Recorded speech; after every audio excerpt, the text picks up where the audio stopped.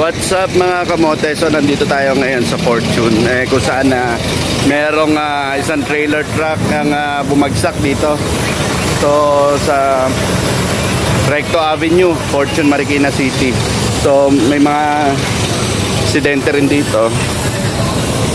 Naipit kasi bumagsak yung pinakalaman ng trailer Pakita ko sa inyo.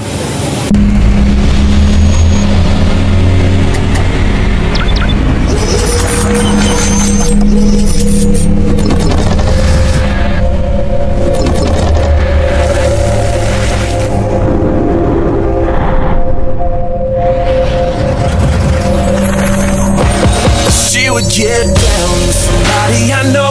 I guess that's just how it goes. So sa pagbagsak nung container van, may naipit na isang jeep. Then ito may bumangga pang isang jeep dito. So ayan, may isang truck pa dito na isang UV Express.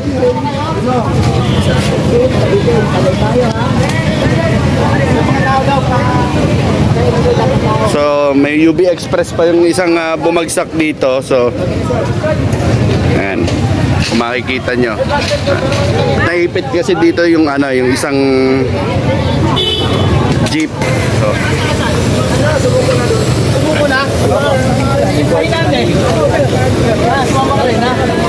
So ayun, narinig natin na yung driver nitong trailer truck is sumuko na. So nandun na rin yung pahinante. Ayan. So ganito talaga yung nag-iitsura niya, talagang bumagsak, tumaob yung trailer. So tapos ito yung UV. Meron pa to dito.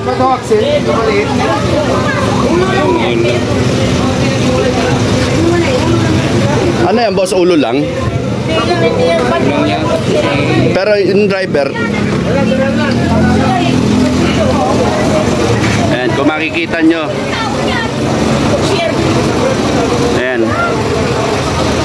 So marami talaga nagkarambola kasi meron pang isang kotse rin talaga dito sa loob.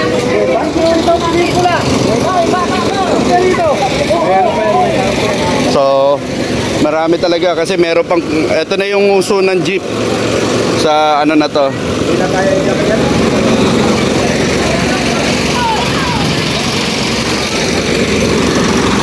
So talagang naging malala lang yung sitwasyon na to dahil sa pagkakalubog. So kung makikita naman natin, may mga skid mark dito. Ayan, na talagang tinangkapan pumreno ng mga ibang sasakyan.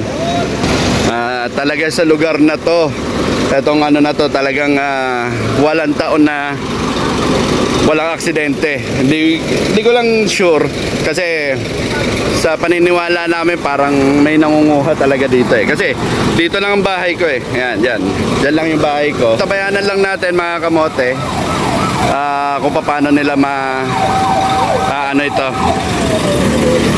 kung paano may tataas to kasi not possible na talaga to ngayong Recto Avenue papuntang Fortune kasi nga dahil gawa dito sa nakabalandrang trailer truck na tumaob. So nandito na rin yung ibang rescue.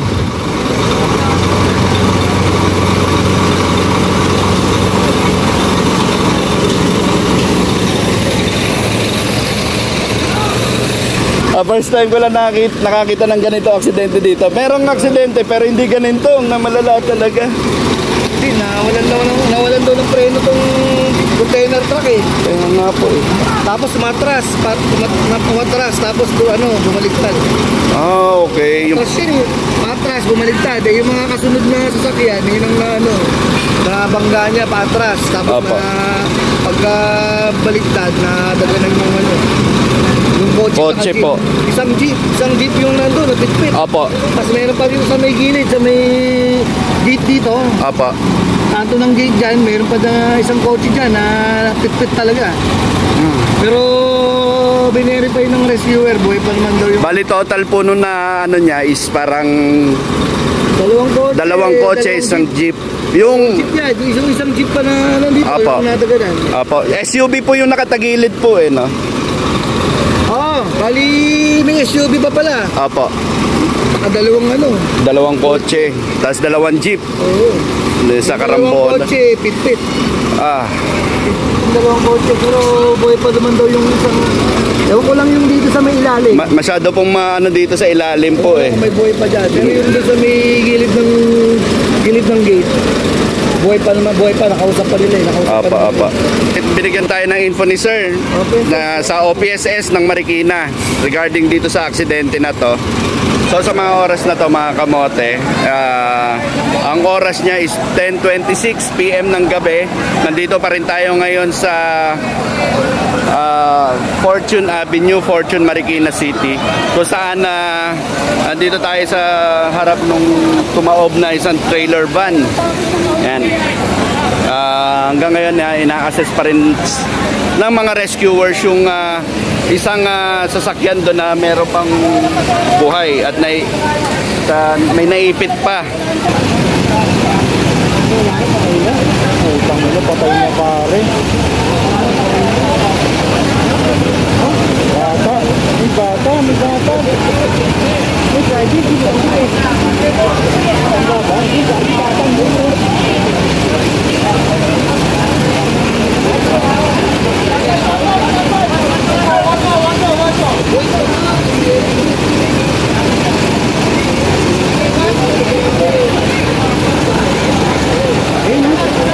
So meron na sila na ilabas dito mga kamote.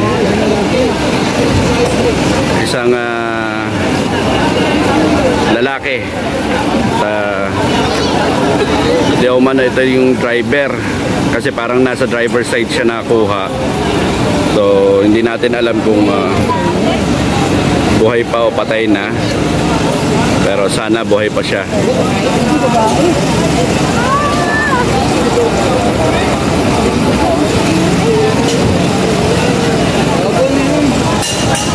So, tatlo kasi. Babae.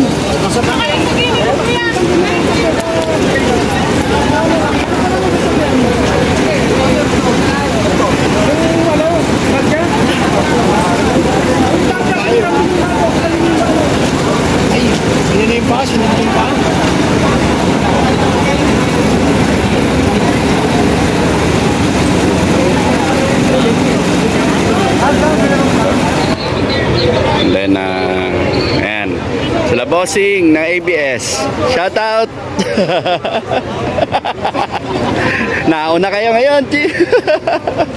Exclusive to ngayon. Ang ganda. Exclusive.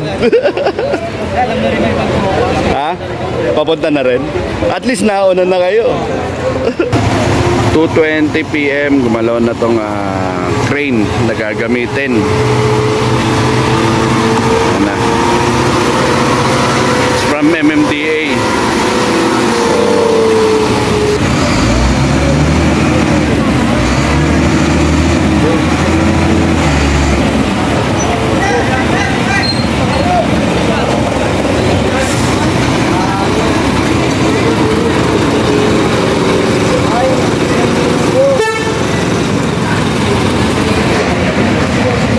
Kasalukuyang hinahatak ngayon yung jeep. Kapila.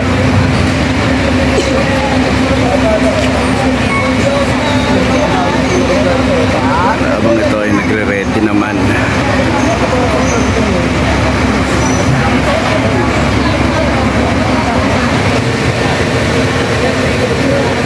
Dapat ilungkin yung isa.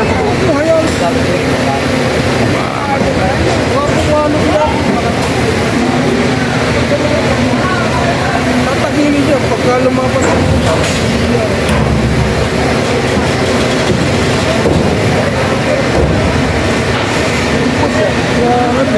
Dapat hindi na.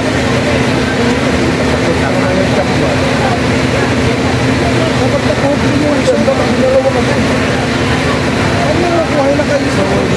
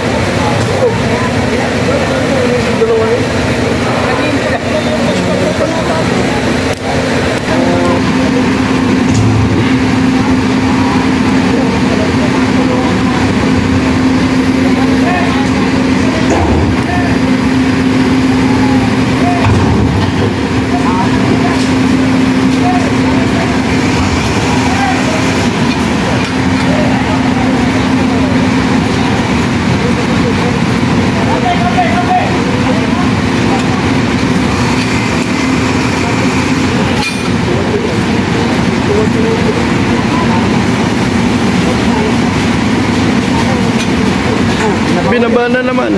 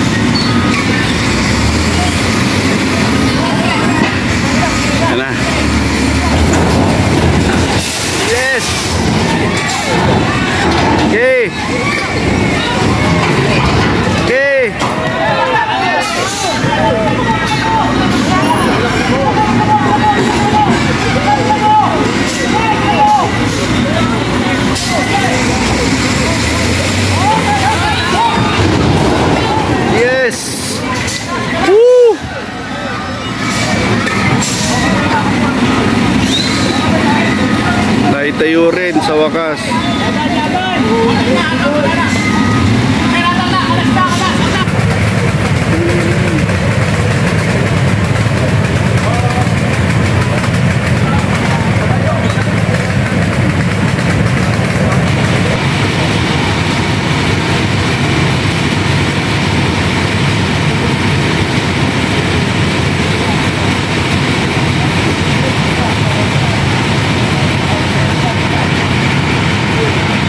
Around 4:21 na ilabas na yung bangkay ng driver. So yun na mga kamote, yun ang latest update. 4:30 na ng umaga. So around 4:21 ng madaling araw na ilabas na yung bangkay ng driver ng jeep na naipit doon sa pagbagsak ng container van. So pabalik na tayo. Nasa likod natin inaayos pa. Pauwi na rin tayo ng bahay. Gawa nga kasi ng syempre kailangan din natin magpahinga. So hindi na natin antayin na maklear pa yon dahil aabutin pa yan ng mamaya na. Siguro pag sikat na ng araw nandiyan pa yan. So hanggang dito na lang muna mga kamote. Nakikiramay po ako doon sa pamilya ng mga yumao doon sa aksidente na yon. At mga kamote, lagi nyo lang tatandaan at wag na wag nyong kakalimutan magdasal lagi. Wag na wag nyong kakalimutan din ang lagi ko habilin sa inyo: ride safe, keep safe, at wag kamote sa daan. Alright, dito na lang po.